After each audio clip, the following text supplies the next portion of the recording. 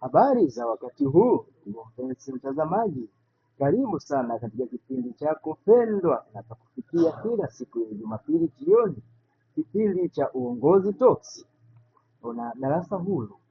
Kumbuka mwandaji wako na mtangazaji wako ni mimi Decas Lucas Butono, na kisha kila siku unapata kipindi hiki katika kupitia chaneli yetu ya YouTube ya Simika TV na WhatsApp utatupata katika chaneli ya Uongozi Talks. Katika blanket utapata Simika TV. Karibu tuangazie katika masuala mbalimbali ya uongozi katika bara la Afrika. Leo tutajikita katika ukanda wa Afrika Mashariki tukiangazia mada ya demokrasia. Tutaangalia katika ukanda wa Afrika Mashariki, je, demokrasia imechangia vipi katika uongozi au maendeleo ya jamii? Tutaanza kujua kwa nini maana ya mfumo wa kidemokrasia. Demokrasia ni mfumo wa serikali ambapo wananchi wanapata uwezo wa kushiriki katika uongozi wa nchi kupitia uchaguzi, maamuzi ya kisiasa. Pia tunaangalia wanapata nini katika masuala ya kisiasa kupitia wawakilishi katika demokrasia, kutoa sauti yake, maoni yao yanachukuliwa katika mchakato wa kufanya maamuzi. Katika muktadha wa jamii za Afrika Mashariki, demokrasia inashikiliwa au tunaanza kushiriki kwa njia mbalimbali. Moja ni kupitia uchaguzi huru na haki. Wananchi hushiriki katika uchaguzi wa viongozi wao ambao huamua sera za nchi. Uchaguzi unapaswa kuwa huru na haki na uwazi. Pia njia ya pili, mwananchi anaweza kushiriki katika demokrasia kupitia kikundi au vyama vya kisiasa. Katika jamii za Afrika, jamii ziko na uhuru wa kuunda vyama vya kisiasa ambapo wanaweza kuwakilishwa. Vyama hivi vinaweza kuwa jukwaa la kueleza matatizo na mahitaji ya jamii katika wakati husika. Njia ya tatu, demokrasia inaweza kushirikiwa na raia kupitia kushiriki katika mikutano ya umma. Wananchi wanashiriki katika mikutano na majadiliano kuhusu masuala yanayowahusu kama vile maendeleo ya kijamii na kiuchumi. Njia ya tano ni sheria za kikatiba. Katiba nyingi za nchi za Afrika Mashariki zinahakikisha haki za wananchi kujadili masuala ya kisiasa na maendeleo kwa ujumla. Njia ya tano, mwananchi anaweza kushiriki katika demokrasia kupitia mikataba na taasisi za kiraia. Taasisi hizi huwasaidia wananchi kuelewa haki zao na kuwasilisha masuala yao kwa serikali.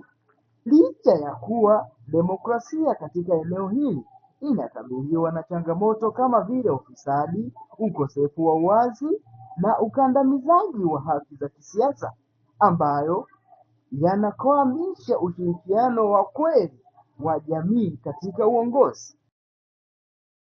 East Africa, yani tukijumuisha zile nchi ambazo zinatengeneza jumuiya ya Umoja wa Afrika Mashariki, ambapo tunasema ni EAC, East Africa Community, ni nchi ambazo ni Tanzania, Rwanda, Burundi, Uganda, Kenya, Jamhuri ya Kidemokrasia ya Kongo pamoja na Sudani Kusini. Hivi karibuni imejiunga Somalia.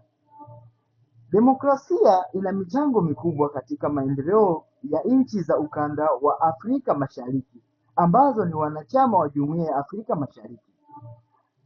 Hapa kuna uchambuzi wa mchango wa demokrasia kwa maendeleo ya nchi hizi. Uchambuzi tunauangalia katika hali gani? Tunaangalia katika hali za nyanja mbalimbali ikiwemo nyanja za kisiasa, kiuchumi, uwajibikaji wa wananchi katika serikali. Ushirikiano wa kisiasa. Demokrasia inahimiza ushirikiano baina ya nchi hizo kupitia mabadiliko ya kisiasa yenye uwazi. Hii inawezesha nchi hizo kufanya kazi pamoja katika masuala kama vile biashara, usalama na maendeleo ya kijamii. Ushirikishwaji wa wananchi. Demokrasia inawapa wananchi sauti katika maamuzi ya kisiasa. Hii inarahisisha mchakato wa kupokea mawazo na maoni kutoka kwa jamii mbalimbali, hivyo kuimarisha mipango ya maendeleo inayoendana na mahitaji ya wananchi.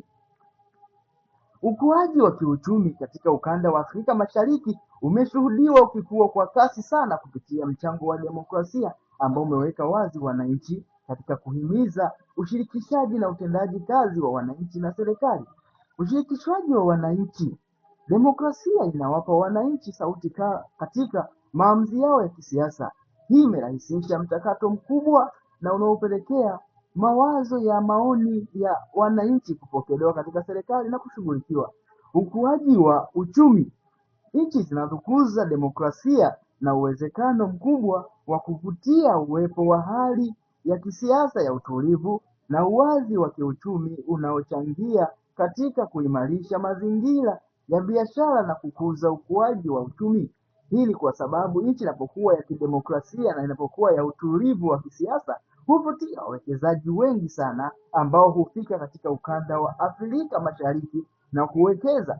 Tumeshuhudia mambo mengi sana ambayo yamekuwa yakitokea katika ukanda wa Afrika Mashariki katika uwekezaji wa kibiashara, bandari, usafirishaji katika kanda mbalimbali za kiuchumi. Pia tunaweza tukaangalia kuna haki na usawa. Nchi hizi za Umoja wa Afrika Mashariki zinakuwa zikitumia demokrasia katika kuhamasisha haki na usawa baina ya wananchi. Demokrasia inaboresha hali za haki za kibinadamu, usawa katika jamii. Huu ni muhimu katika kuzuia migawanyiko na kutafuta suluhisho la migogoro ambayo ni muhimu kwa maendeleo endelevu katika ukanda wa Afrika Mashariki. Uboreshaji wa huduma za jamii. Katika mfumo wa kidemokrasia, serikali zinatakiwa kuwajibika kwa wananchi wake. Hii inachochea uboreshaji wa huduma za kijamii kama vile elimu, afya na miundombinu ambayo inachangia katika maendeleo ya kiuchumi kijamii. Kukuza utamaduni wa amani. Nchi za Umoja wa Afrika Mashariki kupitia demokrasia imechangia katika kukuza utamaduni wa amani na utulivu. Hii ni muhimu katika kuimarisha mshikamano katika maeneo ya mipaka ambapo nchi hizo zinakutana na masuala ya kisiasa na kiuchumi. Kwa ujumla, demokrasia ina mchango muhimu katika kuleta maendeleo katika nchi za Afrika Mashariki. Hata hivyo, bado kuna changamoto nyingi zinazoikabili mifumo hii ya kidemokrasia kwa ukanda wa Afrika Mashariki, ikiwemo ukosefu wa uwazi, rushwa na ukosefu wa uhuru wa vyombo vya habari. Ili kufikia kuimarisha mfumo ya kidemokrasia